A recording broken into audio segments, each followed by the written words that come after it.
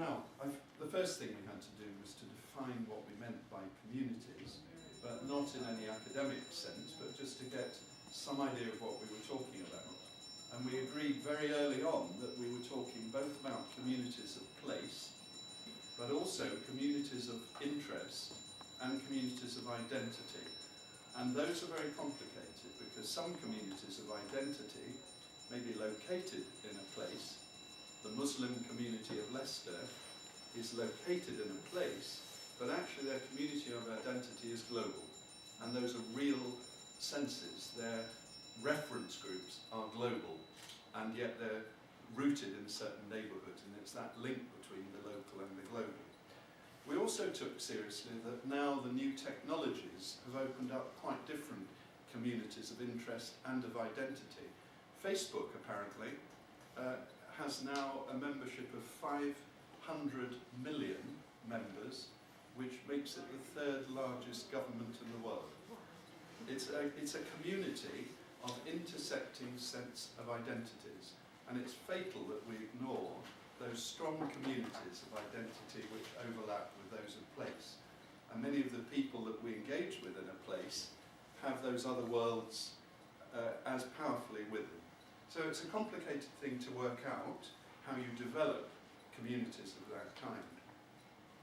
The second thing we just noticed is how far political thinking has travelled from a time when in 1979 a Prime Minister was able to say there is no such thing as society, to a current period when her successor is able to argue for a big society. It's an extraordinary distance that has been travelled during that period. And we've spent some time in the group trying to think through how our knowledge and experience of community development can feed in to the current government's thinking about big society. We've noticed that big society appears to be being accompanied by a smaller state, and that is a distinctive change. And there have been some quite strong voices that we've consulted that are saying, yes, big society, small state, and a lot more big business. And what we've done is to try to reflect on that and change in terms of a fundamental review of the relationships between state, market and civil society, which is going on. And it's not to be attributed to one political party. This current coalition government is just struggling with issues that governments all over the world, of all political parties, are grappling with. And those sets of changing relationships mean that there can no longer be such a thing as the status quo. Government will have to change, private corporations and markets will have to change, and civil society is being challenged to change as well. So we're at a crucial moment of time. And then I think under this period of discussion about defining community, we notice that the word big fails to define what it is that it's for. In other words, big is something about size, whereas the classic debates are about what is good, what makes a good society, a better community. What would a good community be like? And those are value questions, which it seems to me shelter under the notion of big. And those are inevitably bubbling up in the surface as people are talking about competing definitions of what community means. We then went on to talk about some of the key challenges facing communities, because we can't talk about the challenges for community development until we become clear what are the issues facing communities. And we noted again that communities, whether they're of place or of interest or of identity, cannot escape being part of the profound, global, systemic, simultaneous changes that are taking place at the moment in the political, the economic, the social, and above all the ecological environment. We are at one of those moments in history when the tectonic plates are not just shifting. We're in a period of Copernican revolution where there is a complete reframing and recentering of our sense of what kind of world we're in. And that affects people in communities just as much as it affects people in global situations.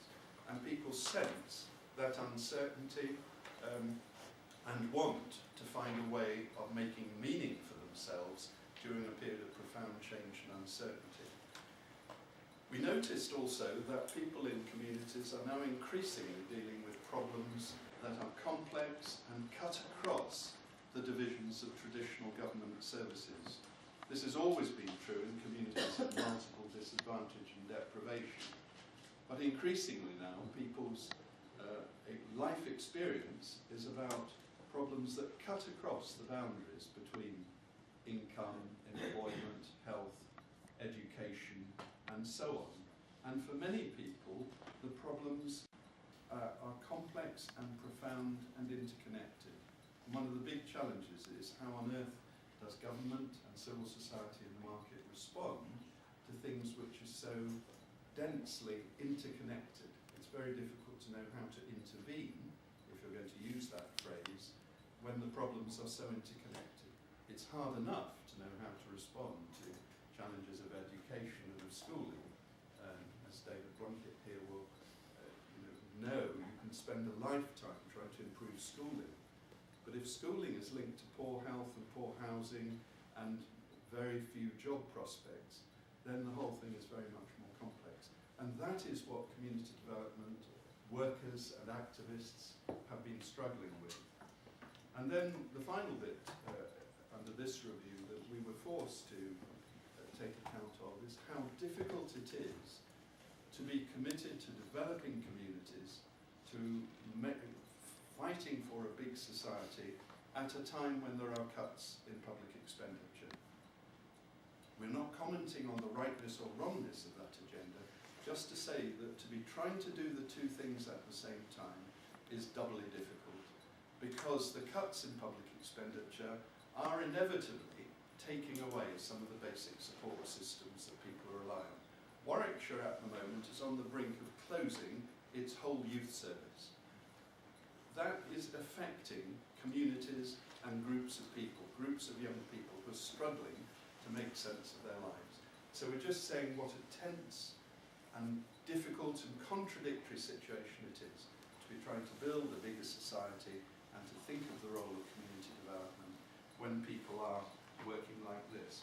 One of the images in my mind was that it is like a game of snakes and ladders for many people and many community groups. There are opportunities up, but the snakes are also there, and that means that there is not just uncertainty, but a great sense of vulnerability in a lot of communities, with people who until recently have been in relatively secure lives, finding that they're on a snake that leads them down very rapidly, losing a job, losing a mortgage, from being a stable family, surviving, into unemployment, homelessness, and mental breakdown. And those, we have to be very, very wary of those risks